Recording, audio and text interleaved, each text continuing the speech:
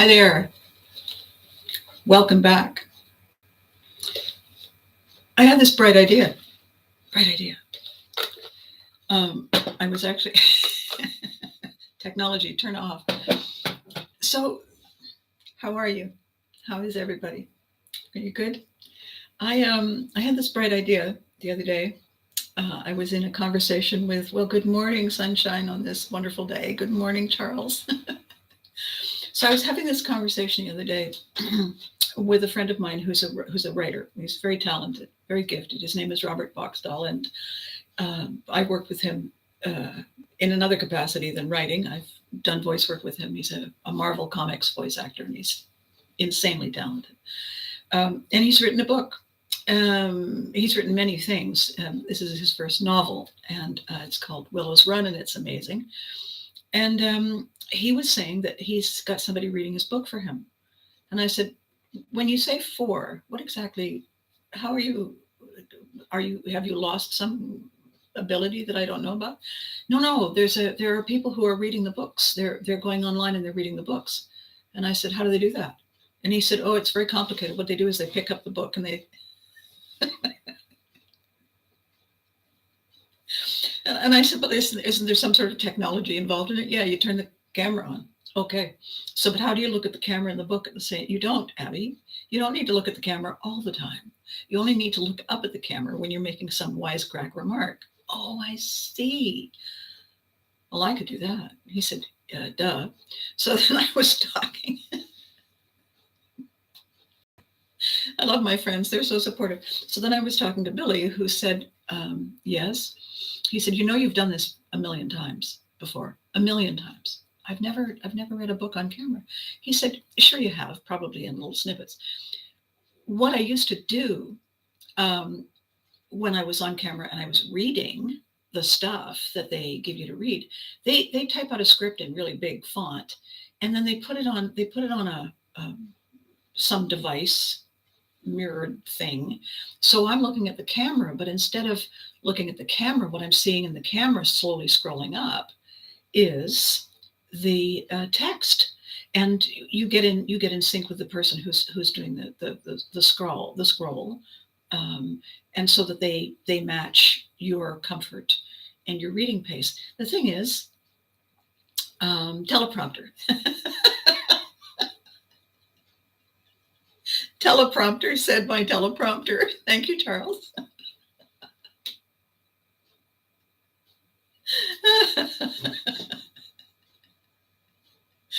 Yes, we've had prompters on the stage. We haven't actually had one on a video typing in. I like it.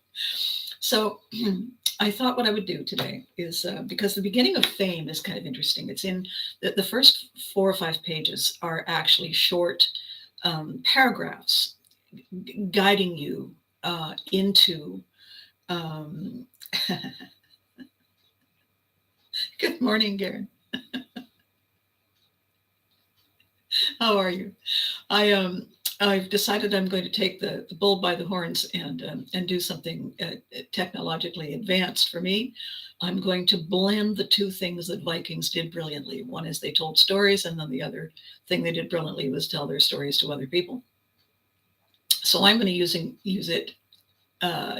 our technology today to blend 3 things, and the headline, the title for this video is that we all used to do it that way. And then what happens over time as things evolve is that we keep doing the same things, but we have new platforms, we have new tools, we have new abilities. Before there was printing, before the Vikings learned to write in full sentences, or chose to write in full sentences, everything was oral, everything was verbal, and all they left were runes. Basically, Kilroy was here, parking to the left. No standing, no parking, and so they gradually decided to get with it and put things in print. But it was a long time, and in fact, a lot of their legends were written about hundreds of years after the Viking Age, the very narrow window of the Viking Age ended. They were only around for 260 years. And then they found other places to live and they said, okay, we're good. We don't need to go raiding anymore. Well, maybe a little, but not the way we used to. And so it was all over. And then they just went back to being whoever they were, only they called themselves something else because they'd moved someplace else. So I digress. So the idea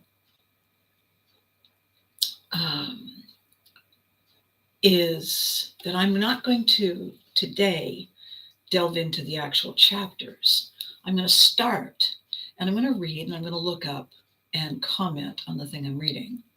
The trick is this, though. I have this, I'm very fortunate. I need glasses to be able to see things like automobiles coming at you at a fairly alarming rate of speed, or ditches or potholes or whatever. I don't need glasses to read. So I can't actually, when I do this, I can still see me, but I'm sort of a vague semblance of who I am. And to read the print that's over here, that are your comments, I have to go way in to do that, which is clumsy, awkward, odd, different, something. So what I'm going to do, if you'll bear with me, we're going to give this a try to start this off, because I think, this is, by the way, this is video 91. And it seemed like a good time to, we had Thanksgiving on the weekend and the fall is upon us and the seasons are going to change, and I'm not breaking into song. You're all right. I think it's a great time to try this because I want to be able to do more of this. I want to be able to read things, read my books. 128 subscribers, yay! And we need more. Yes. So I'm going to, without further ado, I'm going to see what this is like. And after I'm done, I have something else to tell you, which I think is very cool. All right. So the book is called Fame. And I wrote it. Wow. I wrote it in 2015. It took me a year to get it done because I had this, idea. How hard would that be? I said to myself, to get 20 people, actors, people in the entertainment industry, possibly with issues, interesting concepts of things like deadlines, to get them to sit down and have an interview with me. And then I would write up our conversations. Does this sound familiar, Charles? And it went really well. It just took a long time to get everybody all organized to get it done. And then what isn't going to work that well is, as we move along, the pictures that I was able to include. The reason the book is a little pricey, and it wasn't my preference, the reason it was pricey is there's so many photographs. There's, I think there's 250 color pictures in this thing.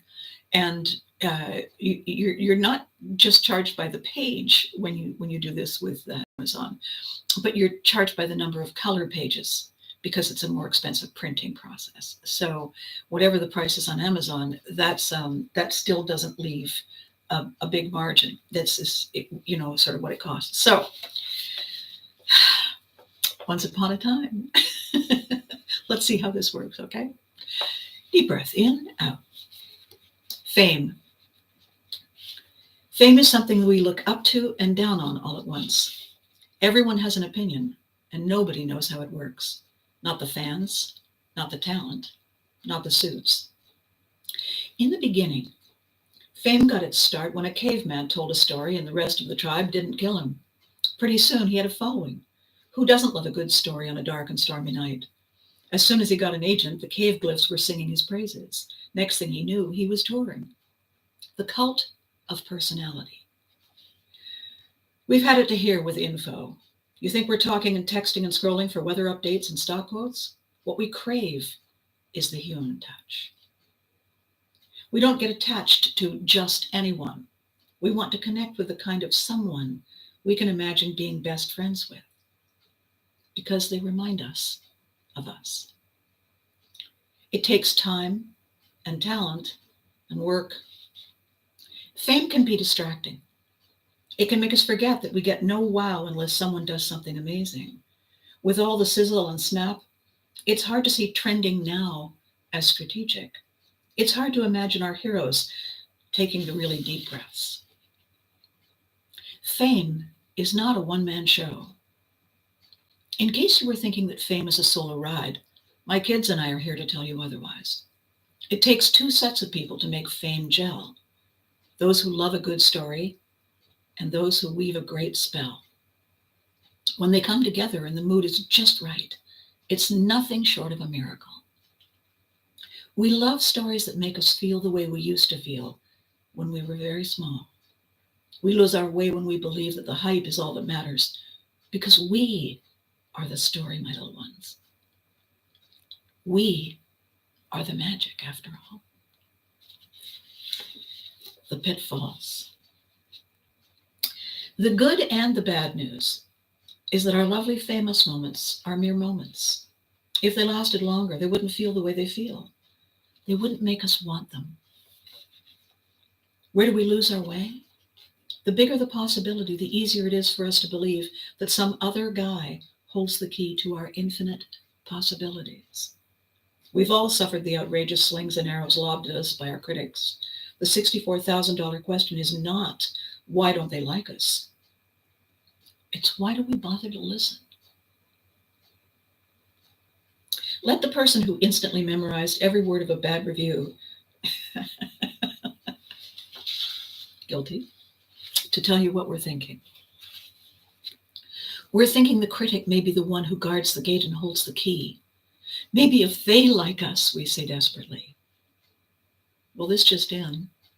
The only power they have is the power we give away. The greater our hunger, the deeper our need, the faster they make us dance when they pull our strings. The big green monster. For people with a jealous streak, fame is just plain luck. Their favorite phrase is, must be nice. And we don't have to be the next big thing to get them all worked out.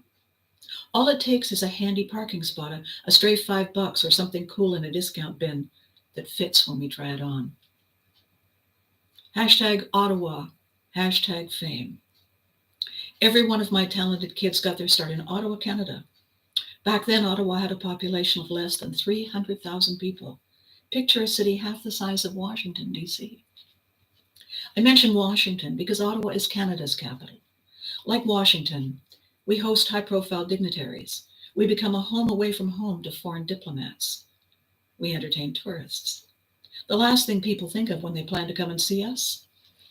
Showbiz. Or at least it was the last thing people used to think. And yet it was Ottawa, not Washington, where the world's most popular kids' TV show was made.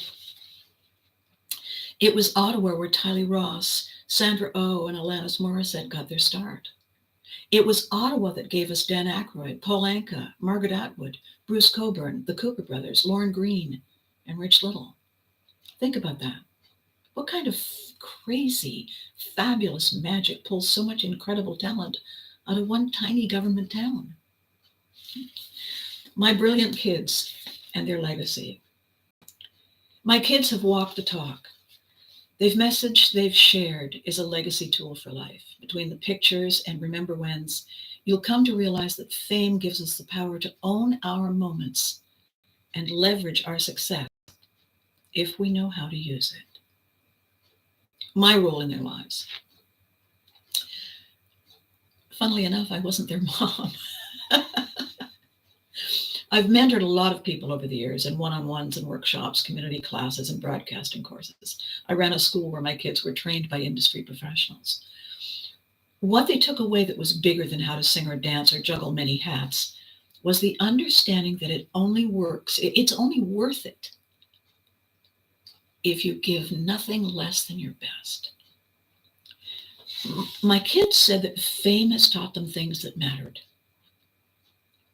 The first thing they learned was how it felt to do something that no one else had ever done quite the way they did. They said that the opportunity to know how this felt at such an early age has helped them make better choices every day. Each one has done work that left them feeling empty. They've done work that made them feel whole.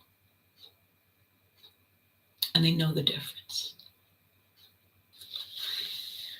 What they found hardest to manage were the disappointments when they didn't get chosen and when a show was ending.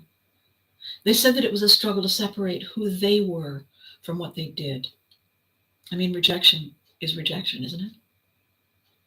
They said they were respected by adults, wow, and held accountable. They were expected to show up and do real work. Their job meant time away from their friends.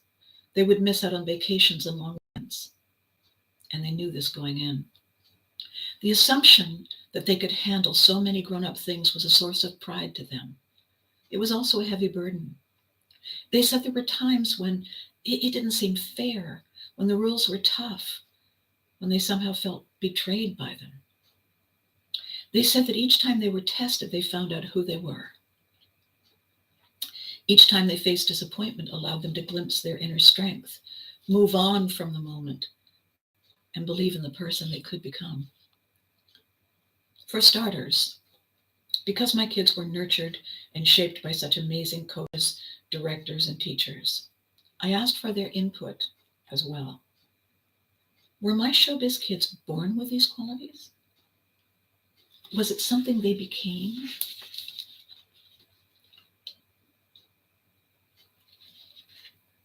What did you see that no one else saw? How did you know that kids would flourish in the fame game? My colleague said the bottom line was telling the kids the important truths about life. If you want it, you have to earn it, because it doesn't come easy. When your opportunity comes, if it comes, prepare for it to be fleeting. That's what makes it so exciting. They told the kids that you make it by standing up and showing up, by falling down and getting up, by listening and learning and trying again. And most of all, they told each one that you learn to appreciate what you have.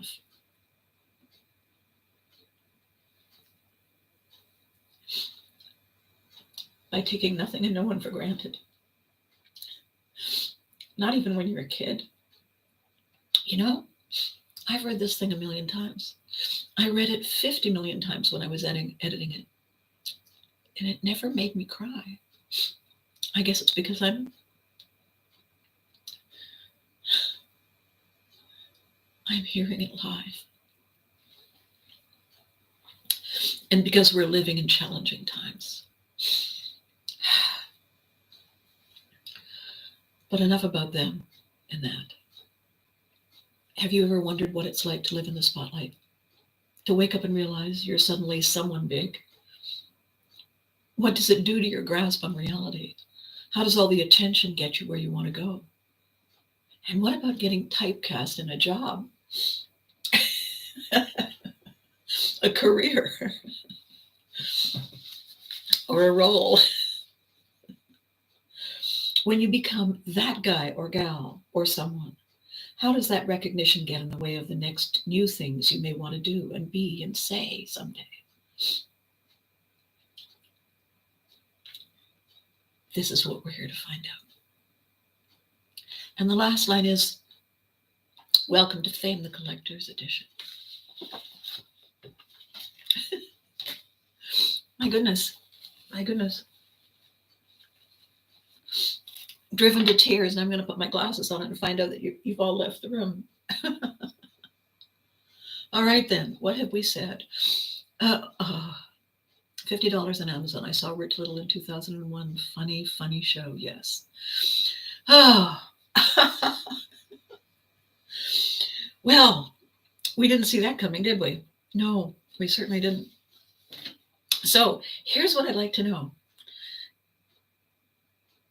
Except for the broken sobbing and the wistful looking off like Camille. Hang on a second, I've got something in my eye other than my finger. There. What do you think? Does reading work? Should I be reading more stuff? Not stuff that makes me do that, but stuff that makes you get to sit back and listen, let me know. Say something. Yes?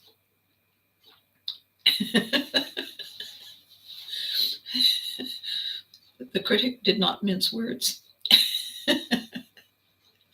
So here's the other thing I want to do. I want to, that was really quick, wasn't it? I want to talk about a different kind of read. So that's basically just reading to you without any kind of characterization, acting. That's what readers do when they go and sit in a recording studio. They just read the stuff and hope they don't mess up. And if you liked it, then we're going to do more. I was talking to a friend of mine yesterday who is incredibly talented in terms of kind of getting right to the nugget of things. And she said this, and it's part of what I just read, really. She said, there is a time we read when the backstory we tell everyone is ready to be edited.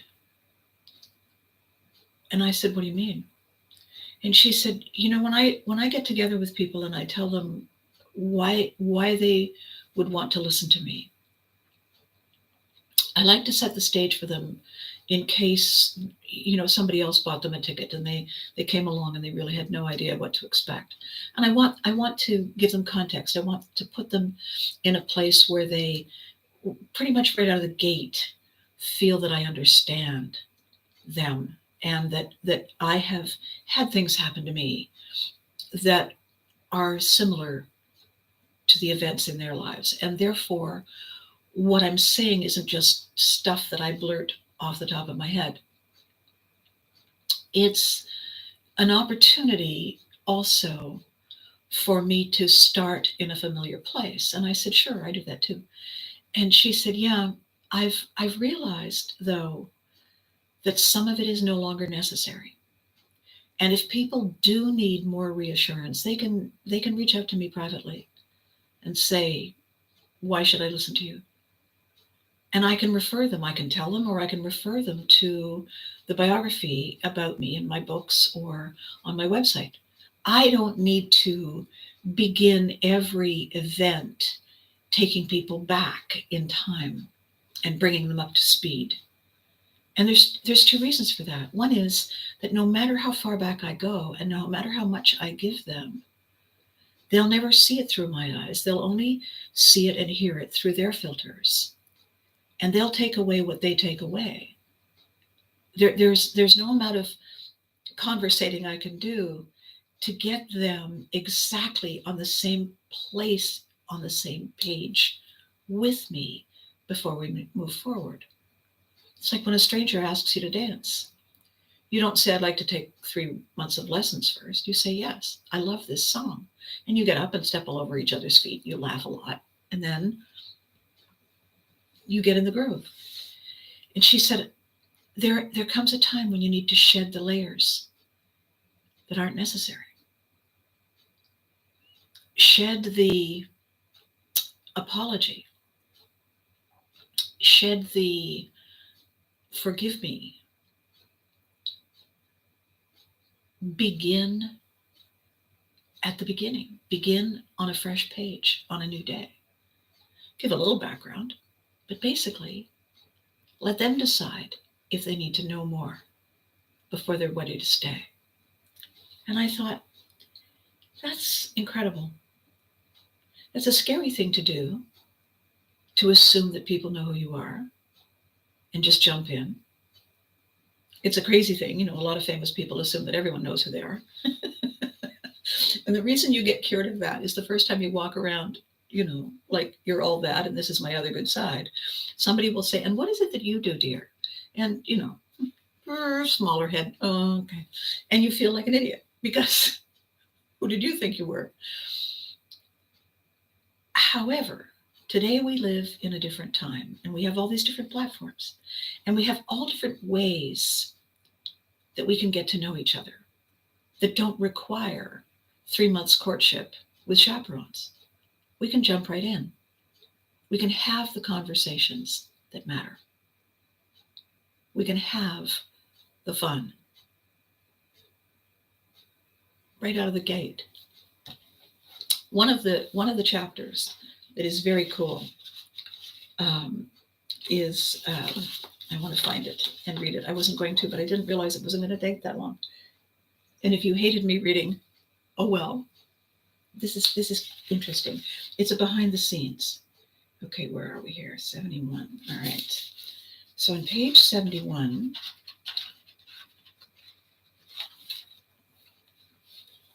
it's about the show. And the first chapter is about our managing producer director, Brenda Mason. And I want to read it to you because this is part of what a backstory is like. So the chapter is called You Can't Do That. And the subtitle is Yes, You Can. You can't do that. Yes, you can. You just need a story, a team, and a really great cast. Industry experts put the lifespan of a successful TV series at 7 good years with a downshift around year 5. With 1 year off in 1988, You Can't Do That on Television was in production from 1979 to 1990 and aired in reruns till 1996 worldwide. And then we're not even going to talk about the internet. For the kids, the clock was ticking from the moment they arrived. They had to be old enough to handle the work and young enough to connect with preteens. No matter how great they were, a sudden growth spurt meant goodbye. And the first chapter, there's Brenda, and she's with our currently serving Prime Minister Justin Trudeau in the top cover. And here in the bottom image, she is on a set working freelance for the sports network. One of the perks when it's your job to direct TV coverage of Canadian politics is that you get to rub shoulders with some very interesting people. The same thing happens when you're the one they want to make great shows in the nation's capital, Brenda said. She spent 40 years in television. Days were often long and highly stressful. In the lead up to her final broadcast, she helmed the non-stop marathons the rest of us call the federal election, the annual Children's Hospital Telethon, and Canada Day. What kind of marathons? 24 hours and counting. In her role as managing producer-director, Brenda also left her mark on You Can't Do That on Television. Here's a really cool picture of Brenda in the Barth set with one of the kids. She kept us on track and called the shots on the little show that broke all the rules and aired in 53 countries around the world. Television is a blend of vastly different skills. It's a highly technical medium. The director has to know what's going on in many places all at once. They need to be able to see the bigger picture and pay attention to the small details. Brenda says she likens it to the quarterback on a football team. You have to be able to bring the play onto the field and execute it. No matter what kind of show it is, there are always issues. You never have enough time to do what you want to do. There are last-minute changes, equipment breaks. Your crew and talent may not get along. That didn't happen with us. And let's not mention the people who make the decisions, also known as the suits. If your show is the brainchild of an eccentric, outside-the-box individual, and he has an ongoing role, you learn to juggle the talent, the crew, and the technical stuff with someone who lives in the moment, whose random, brilliant, wacky ideas routinely derail the schedule. Brenda stepped into the hot seat at the You Can't Do That console in 1984 when the show was in its 5th season. She'd worked her way up the ladder and knew firsthand what it took to transform a crew into a close-knit team. By the time she took charge of us, she had learned how to work live audience shows, telethons, talent shows, sportscasts, newscasts, remote broadcasts, and talk show formats. Though she'd never helmed a show designed around a sketch comedy format, Brenda had been part of the crew. She was familiar with the concept and the content. She knew the kids well, and she'd watched her predecessor call the shots on our quirky little show. Even with all that prep, each day was an adventure. Kids don't think the way adults do. Most of them joined the show around the age of 11. Two of them were 9. When the oldest was 16, she had zero prior experience. The kids weren't chosen because they were precocious or wanted a life in the biz. The show's creator chose independent thinkers who weren't remotely impressed with the glitz. Brenda had her hands full, a rotating roster of novice talent with no hunger for fame, and a creative genius with random outside-the-box ideas. So I said to her, "Oh, that's a hell of a beginning. What was it about the job that you loved?" And Brenda said, "What I was drawn to was the team aspect of broadcasting, that individuals become a group with a common goal of creating great television. Each person's ideas and effort are vital to the success of the end result. Everyone matters. And when you get that perfect mix of people, the magic happens. The magic used to happen a lot at CJOH Studios. I often think we would have done it for nothing." She's right, we would. Creative thinkers don't always work well under pressure, and in our industry, time and money are everything. The push to do more in less time than it takes and you need while maintaining a positive atmosphere on the set was my biggest challenge. Because if the kids weren't having fun, it would show up in the recording. Performing that balancing act was a much bigger job than cutting the cameras. The days when I could take my production schedule while everyone was having fun and doing good work were the days I truly loved my job, getting it done on time with everyone on board. Then I asked her what was her biggest challenge. And she said, managing a creative genius. I worked for the man whose vision had taken children's television to a whole new level. He was brilliant. He still is. He's also eccentric. For every idea that was doable, he had 5 that were totally off the wall. It took me a while to realize that a lot of his crazy ideas were fleeting. He would have shelved our conversation while I was still tearing my hair out. My life became a lot easier when I realized that. Roger would walk up to you and say something, and you'd be blinking. He'd walk away, and you'd be blinking, and you'd be looking around at people, and they'd be blinking. And then all of a sudden, it was places, please, and you'd still be distracted by what it was that Roger had said, and he'd already forgotten. That's my experience. Then I asked her, what did you like best about the show? And Brenda said, I thought the premise that kids should feel good about being themselves was great. I liked the way everyone treated the kids as equals. We did have the occasional crew member who wasn't into it, but that's natural. We did our best to schedule people who thought the show was a blast. I really liked the kids, and we had so much fun creatively in the studio. We had a lot of cast changes as they grew up because our message was aimed at a very specific demographic. Elections. What amazed me most, in spite of the turnover, was that we never had really troublesome kids. When I think of the long hours and the time they didn't get to spend with their families and friends, it was incredible that they were so ready and willing to be part of our crazy TV world. And, I agree. They never came in moaning and groaning that they were missing camp or they never came in moaning and groaning that we're missing the exam, but they just seemed to be able to compartmentalize at such a young age. It was incredible. Then I asked her, did you notice changes in the kids who stayed with the show? Brenda said, I think the biggest changes came when they realized how big the show actually was. In the early years, You Can't Do That was a local show. We aired on Saturday mornings in a small market. The kids were able to enjoy their minor celebrity without feeling that it made them significantly different. And then this was an interesting part of our conversation. She said they weren't prepared. I don't think anyone was for the size or the suddenness of the transition from small town famous to worldwide fame. When the reality hit them that it was no longer just a cool part-time job, we really didn't see big egos emerge. It was actually the reverse. I think they were more self-conscious. It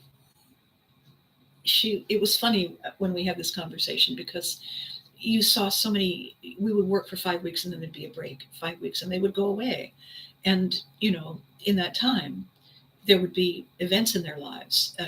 And sometimes travel in their lives. Hang on, somebody's weighing in. Yes, she did. Can't do that. Boom. Yes, exactly. Sorry about that. Okay. Here she says, I'll never forget their faces when the huge canvas bags of fan mail first began arriving from New York. We brought the first bag into the production office and opened it with a bunch of the kids. They couldn't believe that so many people from so many places were fans of their work and our little show. And you know why? We didn't have the internet. We had no idea. We couldn't just pick up our phone and say, oh, guess who's watching from pick a dot on the map. We were really, really living in innocent times. Bremda went on to say that fan popularity led to requests for personal appearances across the United States, which in turn led to some disruption of life at home. I remember the day we got a call from a disbelieving Ottawa school principal wanting to confirm an excuse from a student who had missed school in order to fly to Texas and open a shopping mall. Imagine the principal's surprise to hear that the story was completely true. Our kids had a new normal. Principal was on. I need to know. This child seems to think. What? Really? Wow. Re-education of the principal in 3, 2, 1. Brendan went on to say, what impressed me at times like that was how well our kids stood up to their disbelievers. It couldn't be easy to deal with. And yet they had the strength and professionalism to set the negative stuff aside and be fully present when they had a job to do. And that's huge. That's huge for them to come to terms with that at that age. Haters gonna hate. And they, for the most part, thanks to all the support they had, all the great, great reinforcement they had and the training they had the ability to say, later, or maybe not at all. Genius. It says a lot about their character, Brenda said. I hope it says something about the support they received from us. Yes, Brenda, it does. I asked her, do you think those public appearances were hard on the kids? And the reason I asked her that is that some people are born to do live appearances. I'm okay in a crowd. I can work a room. I'm quite comfortable and I enjoy it. Lots of actors are not comfortable that way. They want to be over here and the audience over there, and they want a script. They don't want to have to wing it. They don't want to have to interact because that's not where their talent is, right? So Brenda said, I think it depended on their temperament. Some of them loved it. Others felt claustrophobic. 1 or 2 struggled with the pressure to live up to such high expectations. And then she said this. This was, I think, key. She said, I know that the crowds were a real turning point. That's when it hit them that they weren't just doing goofy comedy sketches. They were speaking for these kids. This was part of the reason they had so many fans. They were telling all these kids all over the world that it was okay to be real, that it was okay to question things. And it was the size of that. I'm interjecting here. It was the size of that aha that was the huge learning curve for all of them. Then I asked her, because I really had a hard time with it too. How did you know when it was time for them to leave the show? And she said, when you have a preteen audience, you can't have actors who look older. One of the things I found myself doing was looking at their feet, especially with the boys. I remember the day Alistair showed up after one of our season breaks. He was wearing these huge sneakers. His feet had grown at least 2 sizes since our last taping session. An experience had taught me that once the feet grew, the rest of the body was right behind, and it was probably the beginning of the end for the child's kid actor career. It was often a difficult moment to face since our relationship so often became very close. Yeah, that was hard. Did any of them make you crazy? I said. And she said, absolutely. And she had kind of that edge in her voice. She said, you get smart, funny kids cooped up all day and it's bound to happen. When it did, the worst part was that I knew it wasn't accidental. On one of those push the Brenda button days, lunch break couldn't come soon enough. Two of the older boys had been trying my patience all morning. And then as I passed through the studio, I spotted them in the corner giggling and drinking chocolate milk through licorice Twizzlers. And there wasn't a trace of teen attitude, just kids having fun with each other. It melted my heart and it fueled my patience for the afternoon.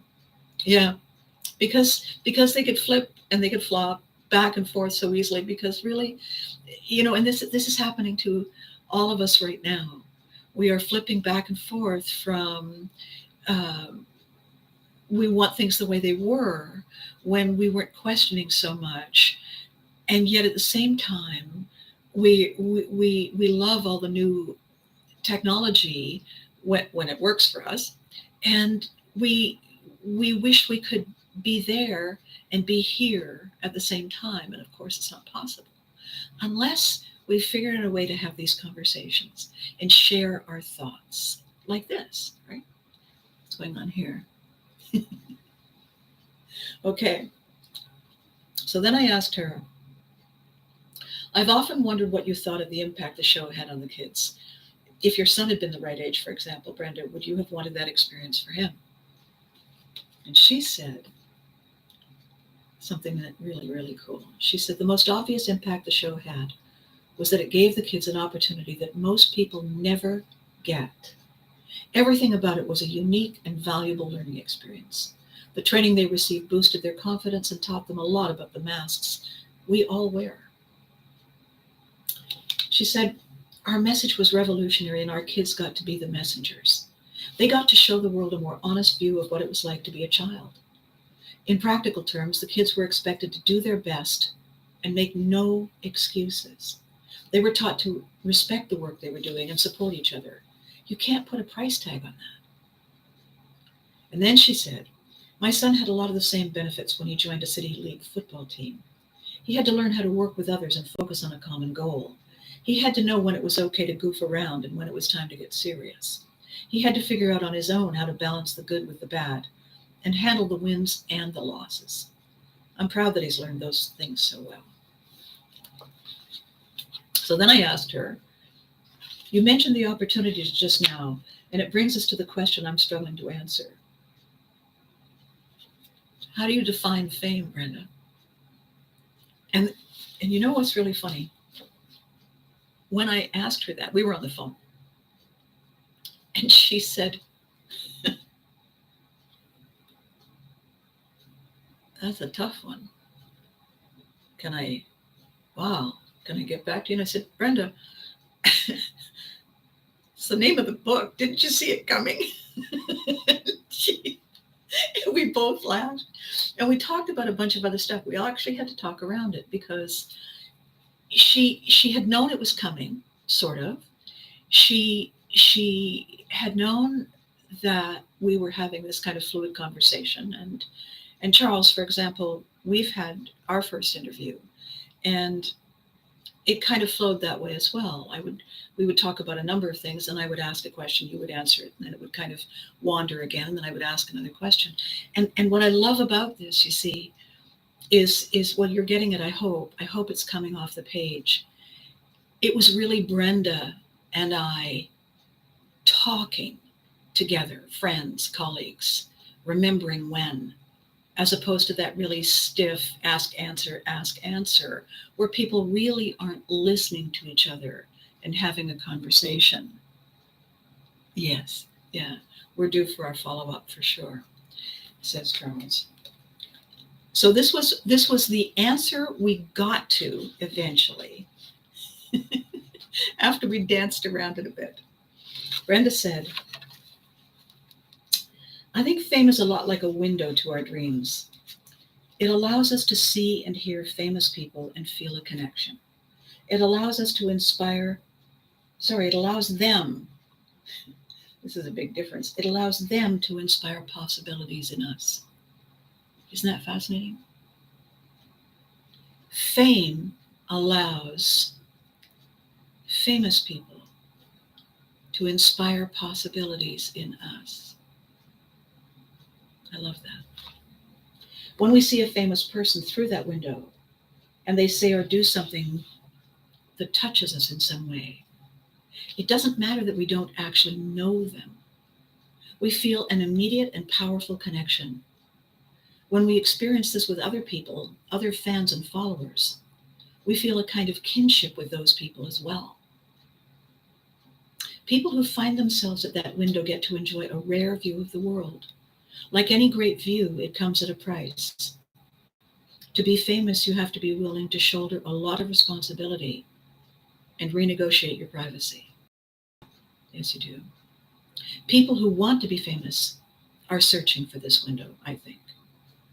They see it as a way to be seen and heard and followed by the kind of people who will validate them and give them the recognition they seek. Isn't that interesting? Fame is a window. Fame is a window we get to look through. From the outside looking in, it allows us to imagine a connection, to feel it really. From the inside looking out, it invites us to make that connection, to be heard and seen by others who need to be heard and seen by us. What a great definition of fame. Thanks, Brenda. You're awesome. So, I'll put that down, and now we're going to have a conversation. I used to read for a living. I used to go into studios and people would hand me large piles of paper, and I would sit there and read things I'd never seen before. I saw all these words, as I said, 1,000 times, 5,000 times. I performed a little test on myself today. I didn't read this first. I didn't open it and practice.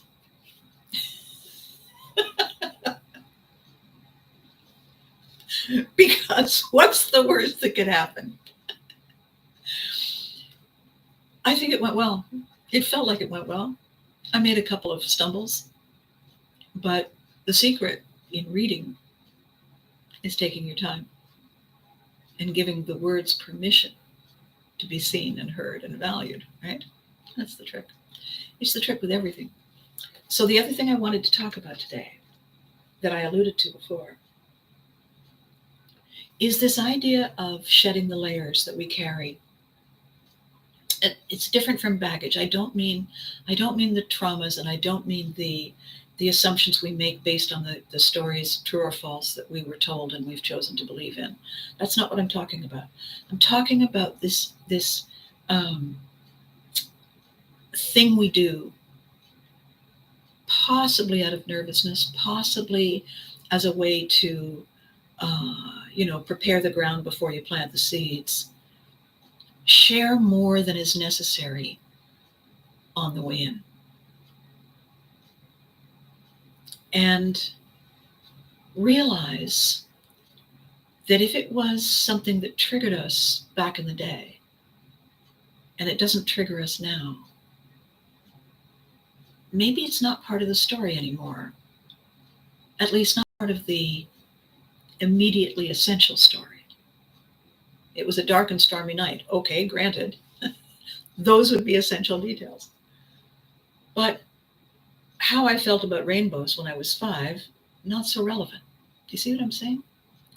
So I think one of the things that, by the way, as Charles just brought up, every single person I've interviewed, I've said I'm going to have to come back at least once.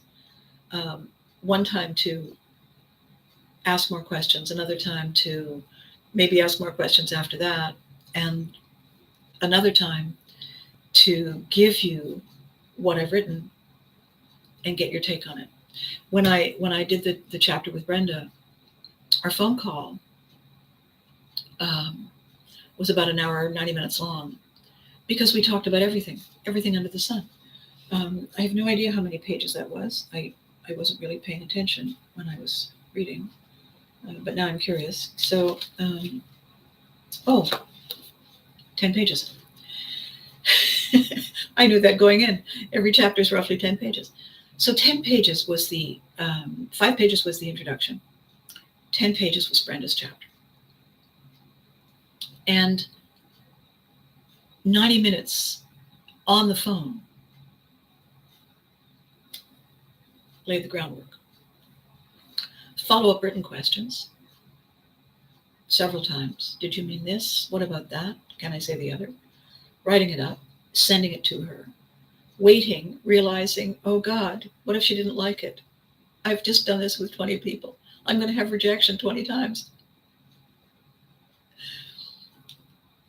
So it's a labor of love, and it's important that we connect with people in a way that stands the test of time, that has, a good blueprint and a strong foundation and great bones, so that it lasts and evolves and changes as we grow together. It doesn't mean that we need to say everything all at once, and it doesn't mean that we need to make sure they understand exactly where we came from, or that we understand exactly where they came from, because we can learn those things over time. And who knows, some of the things that we've been sharing may not be necessary anymore. So, 2 things happened today in this video. The first one was that I took old tech and I attached it to new tech. And the thread I used to attach it was my voice and my eyes and my ideas. And I was just about to say that's the oldest tech of all, but I realized that's not exactly flattering. But you know what I mean? We're starting with the most simple and basic ways that you communicate. And then we're adding tools that allow us to cherish our connections and revisit them this way and this way on video. And when you have the book and you have the video and you have the technology, you can do it anytime. You don't have to sit and wait for the show to come up on a schedule. You can revisit it on demand. And you don't have to sit through commercials. And you don't have to wait and wait to get to the good stuff. Because you've got the remote, you've got the mouse. You can fast forward. You can replay. It's a totally different kind of entertainment. It's a hybrid model that I think we're all going to love sooner than later. People are watching recipes, they're watching people cook, they're watching people sew, they're watching people learn to dance and fall flat, they're watching people experiment with things, they're watching people have arguments, we're listening to ideas exchanged. The next step is going to be, for us, for me, getting this polished so that we can share screens and talk about books and ideas and shows and creative concepts in real time, and have that be the video. People are doing it to a certain extent, but they're not blending it. They're not making it conversation, Zoom, book, criticism, creative brainstorming, series, film, coaching,